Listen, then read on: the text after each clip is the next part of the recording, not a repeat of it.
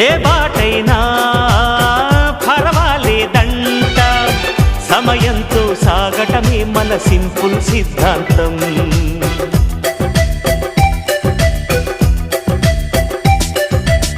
చిరుగాలికి పరిమళమిచ్చే సిరిమల్లెల వనమై ఉందాం, గగనాన్ని నేలను కలిపే హరివిల్లుల బంతెన అవుదాం.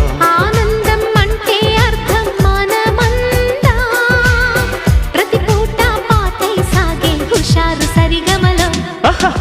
ఎన్నో ఎన్నో రాగాలుండే సంగీతం కాదా, చల్లకి నవ్వుల కేరింత.